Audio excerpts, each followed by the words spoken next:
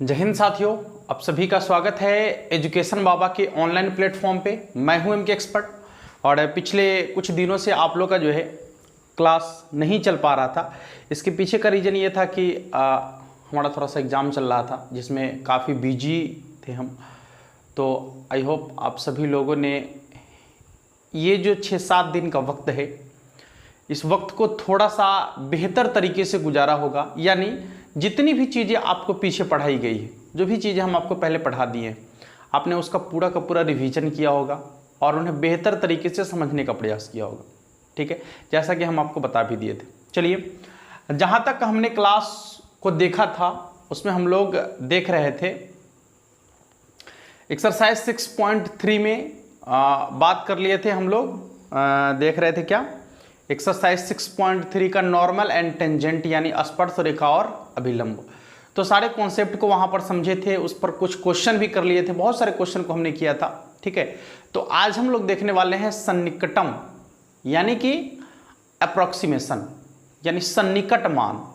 ठीक है, अब ये सन्निकट मान क्या है इसको थोड़ा सा समझते हैं। पहली चीज आप ये समझिए, जैसे मान लीजिए हम आपको कहेंगे कि √36 इसका मान क्या होगा। ठीक है, तो आई होप आप इसका जवाब बिल्कुल आसानी से दे देंगे कि √36 इसका मतलब है कि 36 का वर्गमूल क्या है, 6 के बराबर होगा। सिंपल है, आसानी से जवाब दे दीजिए। अच्छा, मान लीजिए यहां लिखे 125 इसके पावर में 1/3 यानी 125 के पावर में 1/3 है। तो इसका क्या मतलब है कि 125 का घनमूल क्या होगा। ठीक है, 125 का घनमूल क्या होगा। तो बिल्कुल सिंपल है कि 125 का घनमूल कितना के बराबर होगा, 5 के बराबर। अच्छा, यदि हम यहां लिखें, ध्यान से देखिएगा, यहां लिखते हैं 1000 के पावर में 1/3, तो फिर इसका मतलब है कि 1000 का घनमूल क्या होगा। यानी घनमूल का मतलब तो आप लोग आसानी से समझ रहे होंगे कि कौन सी ऐसी संख्या है जिसका पावर 3 कर दिया जाए, यानी यदि उसको 3 बार गुना कर दिया जाए तो यह संख्या प्राप्त हो जाए। वह कौन सी संख्या है, तो वही संख्या जो है इसका घनमूल कहलाएगा। जैसे यहां लिखे 125, तो 125 कौन ऐसी संख्या है जिसको यदि 3 बार गुना कर देंगे, एक ही संख्या को यदि 3 बार गुना कर देंगे तो 125 प्राप्त हो जाए। वह संख्या क्या है, 5। यानी 125 का घनमूल कितना होगा, 5। इसी तरीके से 1000 का घनमूल क्या हो जाएगा, 10। ठीक है, मान लीजिए यहां लिखते हैं 256 और इसके पावर में लिखते हैं 1/4। 1/4 इसका यह मतलब है कि वह कौन ऐसी संख्या है, वह कौन ऐसी संख्या है जिसके पावर 4 कर देने से, अर्थात उसको 4 बार गुना करने से 256 के बराबर आएगा। वह कौन ऐसी संख्या है, तो वह संख्या कितना होगा आपका, 4। 4 को यदि आप 4 बार गुना करते हैं, 4 चौके 16, 16 चौके 64 और 64 को 4 से गुना करेंगे तो कितना आएगा, 256 के बराबर आएगा। यानी इसका मान कितना के बराबर हो जाएगा, 256 के बराबर। आप यदि निकालना चाहते हैं तो ऐसे भी लिख सकते हैं कि 4 के पावर 4 और फिर इसका पावर 1/4। 4 से 4 कैंसिल हो गया, इसका आंसर 4 के बराबर, इसका आंसर कितना के बराबर होगा, 4 के बराबर। ठीक है, तो ये जो है आपका ये परफेक्ट वैल्यू है।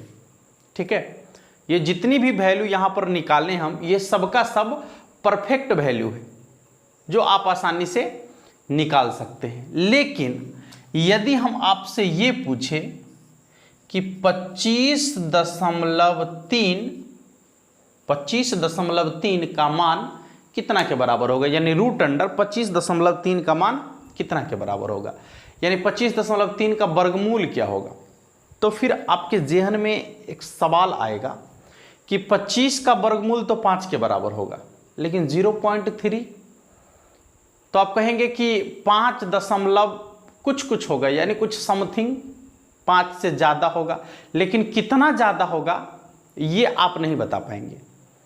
हाँ 25 का वर्गमूल 5 होगा ये कह दीजिएगा, लेकिन 25.3 जो लिखा हुआ है तो फिर वो 0.3 का वर्गमूल क्या होगा? आप कहिएगा कि 5 से ज़्यादा होगा। अब कितना ज़्यादा होगा नहीं बता पाएंगे आप। या फिर यदि हम यहाँ लिखें 256 है ना, यदि इसी को लिख दे कि 255 के पावर में 1/4, इसका मान कितना के बराबर होगा? तो आप कहेंगे कि 256 के पावर में 1/4 था तो उसका मान 4 के बराबर आया।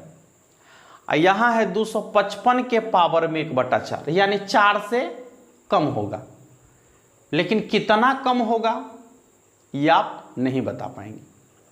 बताएंगे थोड़ा सा मुश्किल कार्य होगा आपके लिए। तो यही जो हमारा मुश्किल कार्य है उसको जो अप्रॉक्स वैल्यू है, जो उसका सन्निकट मान होगा, इसी सन्निकट मान को ज्ञात करने के लिए हम लोग डिफरेंशिएशन का प्रयोग करते हैं, यानी अवकलज का प्रयोग करते हैं। तो ये जो है अवकलज के अनुप्रयोग में ही आता है। जैसे हम लोग नॉर्मल एंड टेंजेंट को देखे हैं, वह अवकलज का अनुप्रयोग है, उसमें अवकलज का प्रयोग किया जाता है। उसी तरीके से ये सन्निकटम जो है यानी आपका अप्रॉक्सीमेशन, इसमें भी आपको जो है डिफरेंशिएशन का प्रयोग किया जाता है। अब हम सीधे सीधे आपको पॉइंट पर लेके चलेंगे, क्योंकि बहुत सारी चीज़ें इसमें हैं। तो इन मान को निकालेंगे कैसे, इसका क्या मेथड होगा, सीधे सीधे पॉइंट पर लेके चलेंगे आपको और सीधी जानकारी देने का प्रयास करेंगे। आपसे जब भी ये सवाल एग्जाम में पूछेगा तो 2 तरीके से पूछता है। एक तो इसके पूछने का जो तरीका है वो ऑब्जेक्टिव तरीका होता है, यानी आपको ऑब्जेक्टिव में यानी वस्तुनिष्ठ प्रश्न में आपसे पूछेगा, और दूसरा जो होता है वो दूसरा आपको 2 अंक में पूछेगा। तो हम आज दोनों पर बात कर लेंगे, दोनों पर आज नहीं बात करते हैं, इसके लिए 2 वीडियो रखते हैं।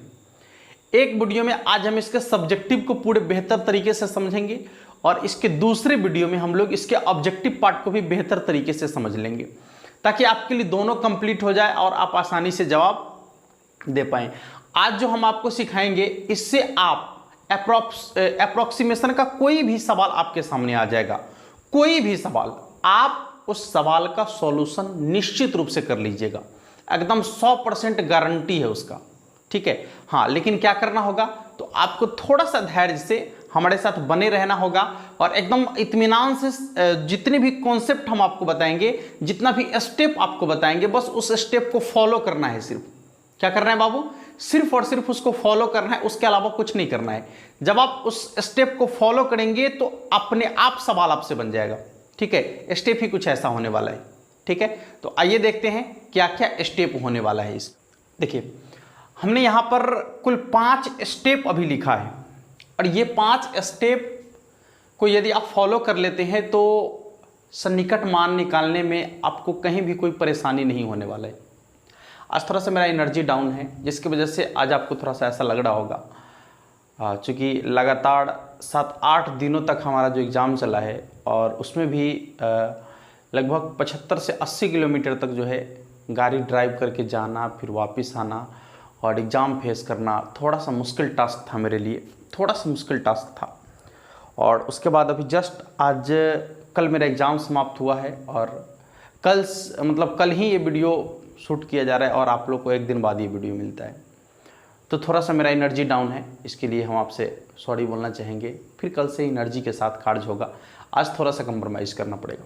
चलो बाबू, करना क्या है, सबसे पहले फलन को ज्यों का त्यों y या fx मान लें। जिस रूप में फंक्शन रहेगा, जैसे फंक्शन रहेगा, जैसे भी, बस उसी रूप में आपको y या fx के रूप में उसको मान लेना है। जैसे रहेगा, जिस रूप में, अकॉर्डिंग टू क्वेश्चन, माने जिस रूप में क्वेश्चन रहेगा उसी रूप में आपको उसको y या fx माने x के रूप में उसको मान लेना है। मानने के बाद उसका अवकलज ज्ञात कर ले। जैसे ही आप फंक्शन को मान लेंगे, मानने के बाद उसका आपको अवकलज ज्ञात करना। साथ साथ हम आपको यहां से क्वेश्चन करके भी दिखाते हैं। जैसे मान लीजिए कि क्वेश्चन आपका है √25.3, मान लीजिए क्वेश्चन आपका क्या है, √25.3। तो क्वेश्चन कैसा है, रूट वाला है, कैसा क्वेश्चन है बाबू, रूट वाला है। तो बस आप रूट में ही उसको y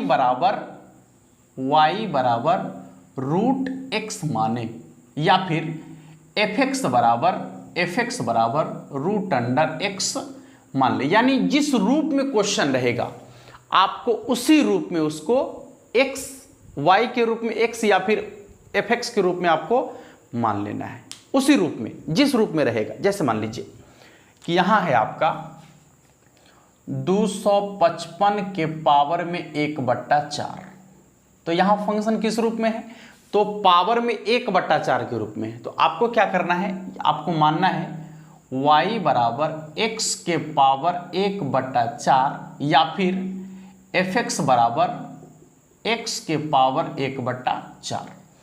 माने जिस रूप में आपका क्वेश्चन दिया हुआ रहेगा, जिस रूप में रहेगा आपको उसी रूप में उसको y या फिर fx मान लेना है, और ये जो होगा आपका इसके अंदर x रखना है। क्या रखना है, x, यानी जो वैल्यू होगा उसके जगह पर आपको x रखना है। उसके बाद जैसे ही आप मान लीजिएगा, मानने के बाद जो ये फंक्शन आपके पास आएगा आप इसका डिफरेंशिएशन कर लीजिएगा, यही आएगा ना। हाँ, मानने के बाद आप इसका क्या कर लेंगे, डिफरेंशिएशन कर लेंगे। क्या करना है बाबू, डिफरेंशिएशन। जैसे मान लीजिए कि ये फंक्शन है, तो जब इसका डिफरेंशिएशन करेंगे तो क्या होगा, रूट एक्स का डिफरेंशिएशन होता है 1/2 root under x. Root x का डिफरेंशिएशन क्या होता है, तो 1/2 रूट अंडर एक्स। डिफरेंशिएशन कर लेंगे। अच्छा, डिफरेंशिएशन करने के बाद सबसे मेन टॉपिक ये है, मेन जो इसका पॉइंट है या स्टेप है वो तीसरा स्टेप है, मेन स्टेप। इसको तीसरा स्टेप को मेन स्टेप हम कहेंगे, और यहीं पर आपको थोड़ा सा समझना पड़ेगा, यहीं पर आपको थोड़ा सा ब्रेन लगाना पड़ेगा। कहता है कि फलन के अनुसार x और डेल x का मान ज्ञात करें। यहां पर समझिएगा, जिस रूप में फंक्शन रहेगा उसी रूप में आपको x भी निकालना है और डेल x भी निकालना है, x भी निकालना है और डेल x भी निकालना है। इसको डेल x बोलते हैं, ठीक है, इसको बोलते हैं डेल x। डेल x का मतलब होता है अल्पतम परिवर्तन, समझ लीजिए, डेल x का मतलब होता है अल्पतम परिवर्तन, ठीक है। तो आपको x भी मानना है और डेल x भी मानना है। तो आपके दिमाग में चल रहा होगा कि x क्या होगा और डेल x क्या होगा, कैसे निकालेंगे। अभी रुक जाइए। जैसे यहां पर 25.3 है, तो इसमें से आपको इसके नियरेस्ट माने इसके आसपास के, कम या ज्यादा इसके आसपास के परफेक्ट संख्या चुनना है। वैसी संख्या चुनना है जिससे कि उसका परफेक्ट वैल्यू निकल कर आ जाए। जैसे यहां 25.3 है, तो उसमें से आपको इसके नियरेस्ट संख्या की बात करेंगे तो 25, क्योंकि 25 का वर्गमूल कितना होगा, 5। परफेक्ट संख्या निकल के आ रहा है, समझ में आ रहा है। तो जो परफेक्ट संख्या मानेंगे उसको x मानेंगे, और जो रेस्ट बच गया, जो शेष बच गया, उसको डेल x मानेंगे। उसको क्या मानेंगे, डेल x। तो यहां पर यदि हम 25.3 देख रहे हैं, तो इसमें से यदि बात की जाए तो इसका परफेक्ट संख्या कितना है, 25। परफेक्ट संख्या कितना है, 25, क्योंकि 25 का वर्गमूल कितना हो जाएगा, 5, ठीक है। और रेस्ट जो बच गया वो 0.3, वो क्या होगा, आपका डेल x का मान होगा। क्लियर है, हाँ। तो देख लीजिए, x बराबर आपका हो जाएगा 25 और डेल x बराबर आपका हो जाएगा 0.3, ठीक है, 0.3। समझ में आ रहा है x का मान। अच्छा, इसमें बताइए कि x का मान क्या होगा। 255 है ना, 255, अब पावर में 1/4, पावर में 1/4, तो उसके नियरेस्ट परफेक्ट संख्या हमको चाहिए, परफेक्ट संख्या उसके एकदम बिल्कुल पास वाला। तो 255 के बिल्कुल पास वाली संख्या है 256, 256, ठीक है। और 256 यदि परफेक्ट है तो कैसे है, क्योंकि 256 जो है 4 को यदि 4 बार गुना करते हैं तो 256 आ जाता है, ठीक ठीक है, 4 को यदि 4 बार गुना करते हैं तो 256 आ जाता है। तो यहाँ 256 जब लिखेंगे तो वह परफेक्ट आ जाएगा, यानी उसमें से 4 बाहर निकल जाएगा, उसका मान 4 के बराबर हो जाएगा। तो बिल्कुल नियरेस्ट वाली परफेक्ट संख्या आपको चुनना है, ये आपके लिए टास्क रहेगा हमेशा। और यही तो गणित है कि जब आपको कुछ टास्क दिया जाता है, ब्रेन आपका जब कुछ बेहतर करता है तभी गणित संभव है। हाँ, आप अपने ब्रेन से जब कुछ अच्छा माने सोचते हैं तभी आप गणित को बेहतर तरीके से समझ पाएंगे, यही गणित है। इसलिए आपको ब्रेन लगाना पड़ेगा थोड़ा सा इस कार्य के लिए खासकर। तो 25 और 0.3। इसके बाद क्या कह रहा है, हाँ, तो फलन के अनुसार x और डेल x का मान ज्ञात करें, जो हमने निकाल लिया है। अब क्या करना है बाबू, तो अब आपको इस फार्मूला का प्रयोग करना है, इस फार्मूला का। ठीक है, यह फार्मूला क्या है, तो डेल y बराबर क्या होता है, देखिएगा, डेल y बराबर कितना है, f x plus del x minus f x. ठीक है, माइनस एफ एक्स। देखिएगा, यहां यदि हम डेल वाई की बात करें, नहीं मालूम है, f x plus del x 25 और 0.3 दोनों को मिलके ना ये आएगा, ये वाला नहीं आएगा, x प्लस डेल एक्स दोनों को मिलकर आएगा, ये आएगा या नहीं आएगा। तो इसके जगह पर आप क्या लिख सकते हैं, ध्यान से देखिएगा, इसके जगह पर जो आप लिखेंगे वो आपका वैल्यू जो होगा बड़ी साधारण सा वैल्यू है, माने आप उसको आसानी से समझ सकते हैं। क्या है यहाँ पर, तो x प्लस डेल एक्स, क्या कह रहा है वहां पर रखने के लिए, समझिए थोड़ा सा। यहां पर आपको कह रहा है कि ये जो डेल वाई का मान है, यानी y में जो अल्पतम वृद्धि हो रहा है वह कितना हो रहा है, y में जो अल्पतम वृद्धि हो रहा है वह कितना के बराबर हो रहा है। ठीक है, तो y का जो अल्पतम वृद्धि है वह हो रहा है आपका, ध्यान से देखिएगा, x प्लस डेल एक्स में से यदि एफ एक्स का मान निकाला जाए, यानी जो फंक्शन आपका है उसमें डेल एक्स की वृद्धि हुई है, यदि इस वृद्धि में से यदि एफ एक्स को निकाल दिया जाए, यानी फंक्शन को निकाल दिया जाए, यदि फंक्शन को निकाल दिया जाए तो उसका वृद्धि पता चल जाएगा कि कितना वृद्धि हुआ है। नहीं, फिर से समझिए, x प्लस डेल एक्स, यानी x में डेल x की जो वृद्धि हुआ है, इस वृद्धि में से यदि एफ एक्स को निकाल दिया जाए, यदि एफ एक्स को निकाल दिया जाए तो पता चल जाएगा कि उसमें कितना वृद्धि हुआ है, यानी y के मान में कितना वृद्धि हुआ है, ये पता चल जाएगा। तो वही है डेल y, यानी डेल y बराबर f x plus del x minus f x. Clear है, इसमें तो कोई डाउट नहीं होना चाहिए। अब वो वैल्यू भी आपके पास है, तो यहां डेल y बराबर हो गया x plus del x minus f x. आइए, अब आपको करना क्या है, किस तरीके से इस पर कार्य करना है, ध्यान से देखिएगा।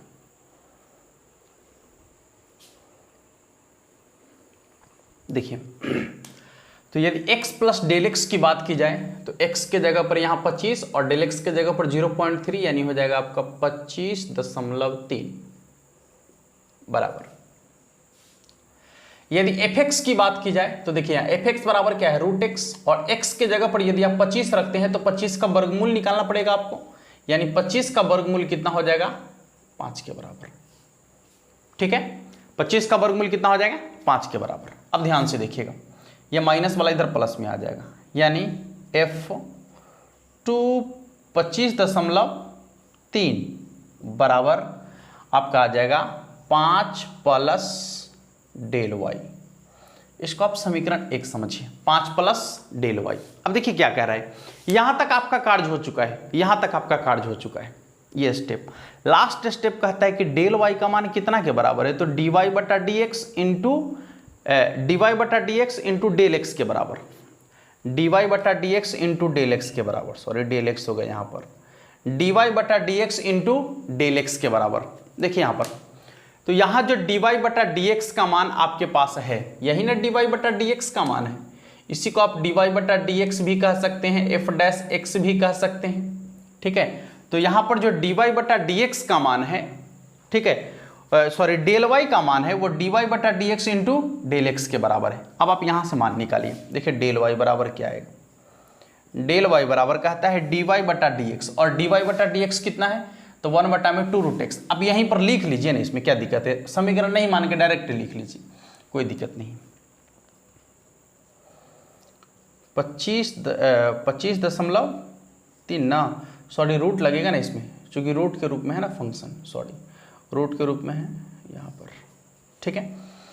बराबर आपका हो जाएगा कितना, 5 प्लस डेल वाई का मान क्या है, डी वाई बटा डी एक्स, और डी वाई बटा डी एक्स बराबर क्या है, तो 1 बट्टा में 2 रूट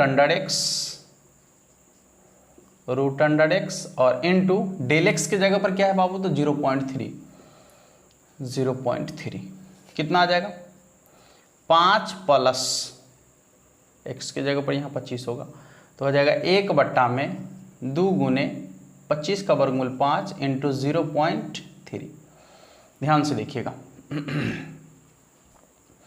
यहाँ जो है आपका आ जाएगा 5 प्लस बट्टा में 10 है, तो बट्टा में 10 है यानी एक अंक और दशमलव खसक जाएगा, तो 0.03 जोड़ के देखेंगे तो कितना होगा, 5.03 के बराबर।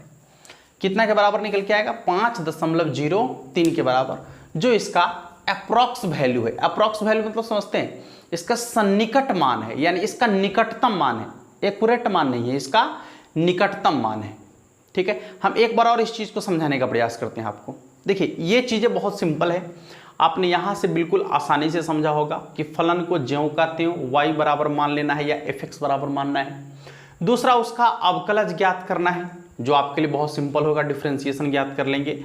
ये स्टेप आपको थोड़ा सा सावधानी से समझना है, ये वाला स्टेप।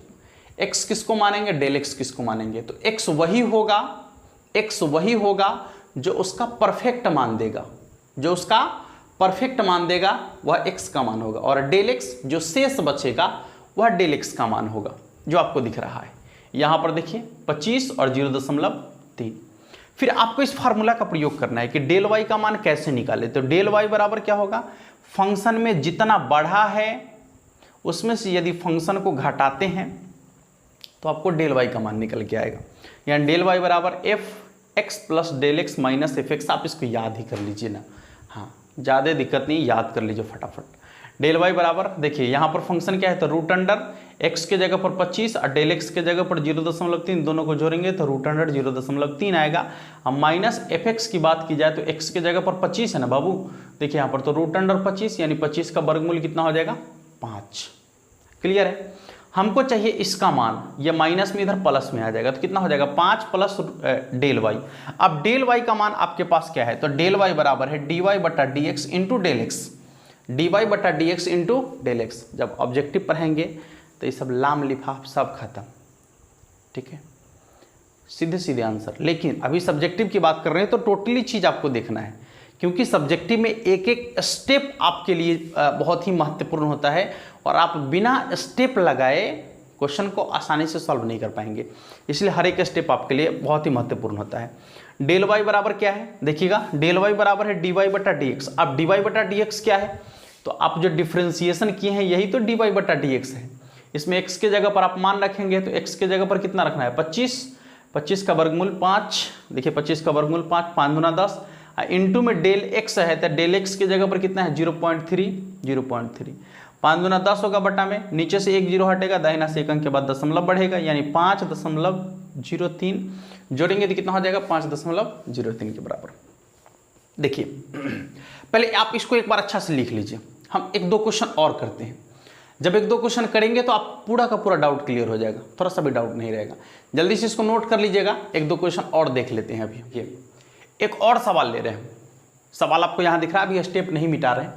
सवाल यहाँ दिख रहा है कि 82 के पावर में 1/4, ठीक है, 82 के पावर में कितना है 1/4। अब आप लोग स्टेप अपने से लगाइए। सबसे पहला स्टेप क्या कह रहा है, फलन को ज्यों का त्यों y या fx मानना है। एक्स के रूप में मानना है, ठीक है, जैसे फंक्शन है ठीक उसी रूप में मानना है, उसमें कोई परिवर्तन नहीं करना है। तो सबसे पहले इसको मानेंगे, माना y बराबर x के पावर में 1/4 मान लिए। सबसे पहले आपको इसको मान लेना है, चलिए मान लिए। सेकंड स्टेप क्या कहता है, उसका अवकलज ज्ञात कर लीजिए, चलिए भी कर लीजिए। x के सापेक्ष dy/dx बराबर होगा, पावर से गुना करना है और पावर में से 1 कम कर लेना है। तो यदि हम 1/4 में से 1 कम करेंगे तो कितना होगा, -3/4, ठीक है। तो क्या आ जाएगा, dy/dx बराबर 1/4 इंटू पावर का माइनस हटेगा तो बट्टा में x के पावर में 3/4 डिफ्रेंसिएशन हो गया, जो बहुत साधारण है, आप आसानी से कर सकते हैं। स्टेप तीसरा है, फलन के अनुसार x और डेल x मानना है। चलिए ये टास्क है आपका, 82 के पावर में 1/4 है। अब आपको एक संख्या ऐसा चूज करना है, उसके निकटतम संख्या होना चाहिए, उसका निकटतम संख्या होना चाहिए जिससे परफेक्ट वैल्यू निकल कर आ जाए, ठीक है। तो ये भी आपका एक हम दर्द सॉल्व कर देते हैं, ठीक है, बहुत ही साधारण है जिसको आप आसानी से सॉल्व कर सकते हैं। क्या कह रहा है कि 82 के पावर 1/4 यानी वह कौन सी संख्या है जिसका पावर 4 करेंगे तो 82 के आसपास का कोई संख्या आ जाएगा, तो वह संख्या है 3। यदि आप 3 के पावर 4 करते हैं तो संख्या आता है 81। ये सोचना पड़ेगा आपको, 3 के पावर 4 करते हैं तो कितना आता है 81, जो 82 के बिल्कुल आसपास है। तो बस वो परफेक्ट संख्या निकल के आ चुका है। x का मान कितना होगा 81। अच्छा, संख्या आपके पास था 82 लेकिन x का मान 81 है, तो अब आपके समझ में आएगा कि डेल x का मान कितना है, तो 1 होगा, क्योंकि 81 यहाँ हो गया और डेल x 1 होगा तब ना दोनों मिलकर 82 होगा, नहीं, हाँ, तो x और डेल x भी हमारे पास आ गया। इसके बाद ये फार्मूला लगाना है आपको, डेल y बराबर यहाँ लिखिएगा नाउ, यानी अब अच्छा क्वेश्चन जब करेंगे पूरा बेहतर तरीके से तो हम सब कुछ लिखेंगे, अभी तो सिर्फ रफ कार्य कर रहे हैं जो आप लोग को सिखा रहे हैं। तो डेल y बराबर क्या हो जाएगा, x प्लस डेल y, या फिर आप इस फार्मूला को सीधे सीधे ऐसे भी बदल सकते हैं। सीधे देखिए, यह माइनस में उधर प्लस में चला जाएगा तो क्या हो जाएगा, f(x) प्लस डेल x बराबर fx प्लस डेल y। अब सीधा सीधा ऐसे भी बदल सकते हैं, इसको क्या दिक्कत है, एक ही बात पर कोई दिक्कत नहीं है। चलिए देखिए, अब इसका वैल्यू क्या होगा, तो x प्लस डेल एक्स यानी 81 और 1 82, तो लिखेंगे f 82 के पावर में 1/4, क्योंकि यही तो है ना, x के जगह पर आपको कितना रखना है 81, अब फिर डेल एक्स के जगह पर कितना रखना है तो 1, तो 81 1 82 अब पावर में 1/4।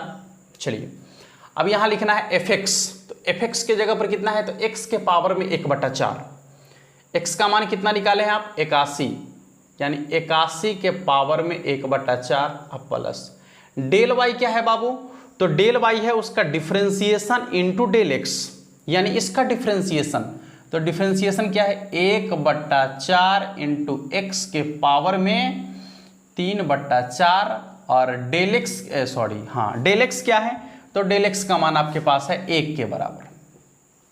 चलिए 81 के पावर 4 यानी 81 के पावर 4 यदि करेंगे तो 3 के बराबर आएगा, क्योंकि 3 तिये 9, 9 तिये 27, 27 तिये 81, तो 81 के पावर 1/4 करेंगे तो 3 के बराबर प्लस 1/4 इंटू एक्स के जगह पर रखना है 81 और उसके पावर में है 3/4, 1 से गुना करेंगे ज्यों कहते हो, 3 प्लस 1/4 इंटू 81 को लिख सकते हैं 3 के पावर 4 और फिर उसका पावर है 3/4, 4 से 4 कैंसिल हो गया, 3 प्लस 1/4 इंटू 3 के पावर 3 कितना हो जाएगा 27। अब 27 को 4 से गुना कर लेते हैं, 27 चौके यानी 3 प्लस 1 में 7 चौके 28 के 8 हासिल 2, 7 चौके 28 के 8 हासिल 2 और 4 दूना 8 2 10, 108 यानी 1/108। अब देखिए 108 और यहाँ 1 भाग देना है, दशमलव देंगे 1 जीरो आएगा, काम नहीं बनेगा, एक और जीरो, फिर भी काम नहीं बनेगा, एक और जीरो, मतलब 100 हो गया। नहीं, अब यदि हम एक और जीरो डालते हैं, अभी दशमलव डाले 1 जीरो आया, फिर जीरो डाले 1 जीरो आया, फिर जीरो डाले 1 जीरो आया, ठीक है, कितना आ जाएगा? लगभग 9 से लगाना पड़ेगा, ठीक है, लगभग 9 से लगाना पड़ेगा। देख लीजिए एक बार, यदि आप इसको 9 से लगाते हैं, ठीक है, तो इसका मान जो होगा कितना आ जाएगा? 9 से लगाना ही पड़ेगा, 9 8 72 के 2 हाथ से 7 7, फिर 9 1 9 8, यानी हो जाएगा 972, घट के कुछ आ जाएगा आपका, 10 में से 2 घट गया 8, ये बच गया आपका 9, 9 में 7 घट गया 2, बिल्कुल 28, यानी अप्रॉक्स इतना ही। तो आ जाएगा आपका 3 प्लस 0.009, यदि जोड़ेंगे तो कितना होगा? 3.009, जो कि आपका ये अप्रॉक्स वैल्यू है, यानी इसका सन्निकट मान है। क्या इसका सन्निकट मान है, यानी निकटतम वैल्यू है, ठीक है दोस्तों। तो आप किसी भी सवाल को अब ऐसे ही बनाएंगे, एक दो स्टेप आपको थोड़ा सा बेहतर तरीके से समझना पड़ेगा बाबू।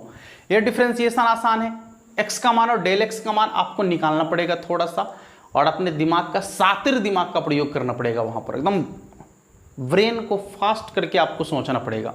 तो ये चीज आप कर लेंगे, हमें आशा ही नहीं, पूर्ण विश्वास है। अब बाकी बात तो सब टोटल का टोटल आपका जो है जोड़ घटाव गुना भाग, विशेष कुछ नहीं है, बस आप स्टेप को फॉलो कीजिए, टोटल क्वेश्चन बन जाएगा आपसे। चलिए इसको साफ करते हैं और कुछ क्वेश्चन हम किताब का लेते हैं, ठीक है, और किताब का क्वेश्चन बनाने का प्रयास करते हैं। बहुत सिंपल है, साधारण है, सब क्वेश्चन बन जाएगा आपसे। देखिए एक सवाल हमने आपके लिए लिखा है अभी 0.999 और पावर में है 1/10। कहता है कि इसका सन्निकट मान क्या होगा, यानी इसका निकटतम वैल्यू क्या होगा। यदि 0.999 के पावर में 1/10 हो जाए तो उसका निकटतम वैल्यू क्या होगा। आप समझिए ठीक से। सबसे पहले स्टेप नंबर फर्स्ट जो दिया गया है उसको उसी रूप में मानेंगे, माना y बराबर x के पावर में 1/10।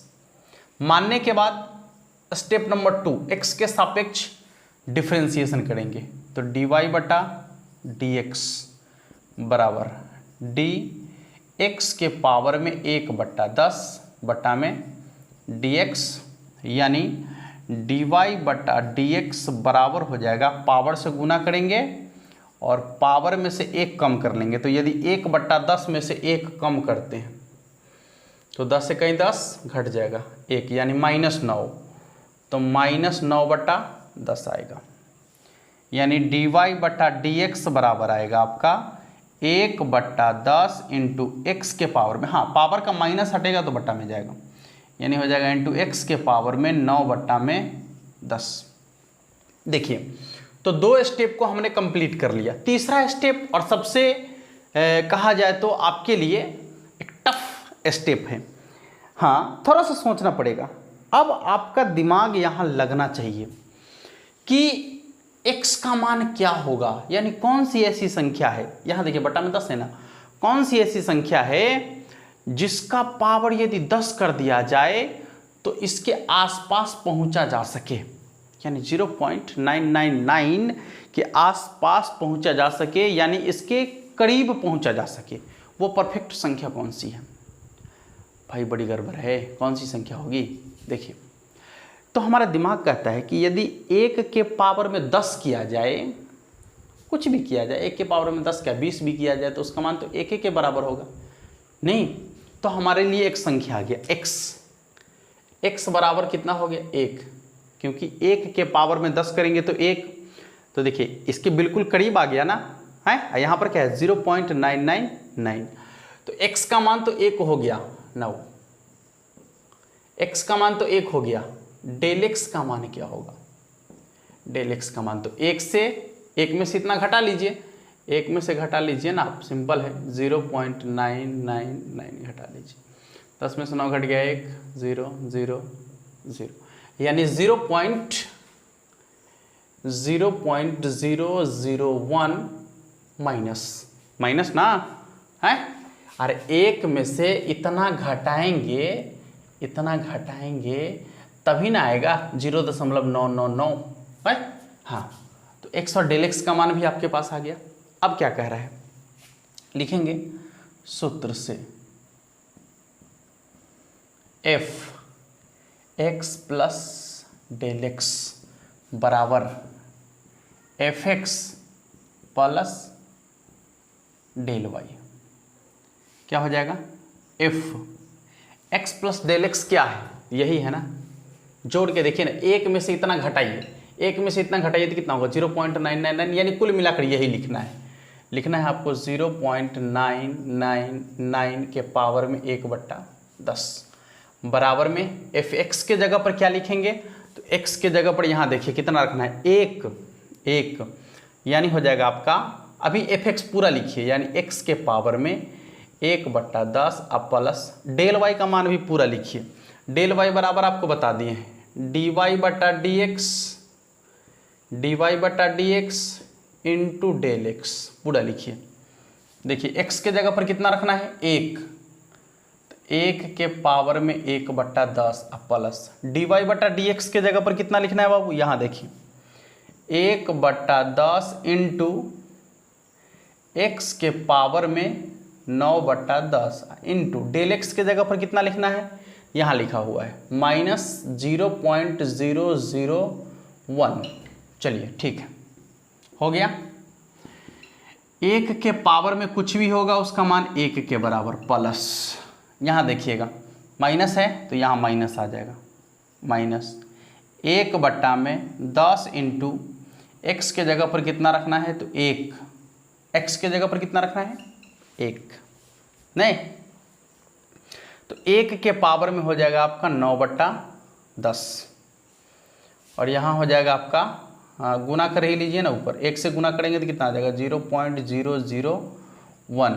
हाँ, क्या हो जाएगा 1 माइनस 0.001 अब बटा में देखिए 1 के पावर में है 9/10, तो आपको पता है कि 1 के पावर में कुछ भी होगा तो उसका मान 1 के बराबर होगा, तो यहाँ बटा में आ जाएगा आपका 1, ये वाला 1, ये पूरा का पूरा 1 है। हाँ, 1 को 10 से गुना करेंगे तो कितना होगा 10, समझिए बटा से एगो 0 हटेगा, दाहिना से 1 अंक के बाद और दशमलव बढ़ेगा, तो 1 माइनस 0.0001, इससे पहले 2 0 था, अब 3 0। अब 1 में से इतना घटा लीजिए, देखिए 1 में से आपको घटाना है 1 में से कितना घटाना है, घटाना है 0.0001, यही घटाना है ना। देखिए 10 में से 1 घट गया 9, ये आपका हो जाएगा 9 में से 0 घट गया 9.0, यानी इसका आ जाएगा 0.9999 लगभग, ठीक है 0.9999 के लगभग, ठीक है, जो आप बेहतर तरीके से समझ गए होंगे। बहुत अलग टाइप का सवाल नहीं है, आपको थोड़ा सा दिमाग का प्रयोग करना है और आप आसानी से सवाल को बना पाएंगे। तो आशा ही नहीं, पूर्ण विश्वास है कि इस टाइप का जो भी सवाल आपके पास होगा, थोड़ा सा मेहनत आपको करना पड़ेगा बाबू। जो भी सवाल आपके पास होगा आप उस सवाल को निश्चित रूप से बना लेंगे। और आज यदि हमारे बोली में, हमारे आवाज़ में या कहीं पर भी आपको समझाने में, आपके साथ कनेक्ट होने में यदि थोड़ा सा भी कमी दिख रहा होगा तो आज के लिए हम आपको सॉरी बोलना चाहेंगे। आज थोड़ा सा ज़्यादा मेरे लिए है, ठीक है, ये काम हम मजबूरी में कर रहे हैं, हमारी ये मजबूरी है और आप लोग का प्यार है कि हम आपके लिए काम कर रहे हैं। अन्यथा मतलब समझिए कि रात के अभी लगभग 12 बज चुके होंगे और अभी 12 बजे आप लोगों के लिए काम कर रहे हैं, तो ये एक अलग सी चीज़ें हैं। दिन भर अलग थकान होती है और फिर रात में आपके लिए काम करना थोड़ा सा मुश्किल टास्क है मेरे लिए। खैर कोई बात नहीं, आप लोग का प्यार यदि रहेगा तो ऐसे ही रात भर काम करेंगे।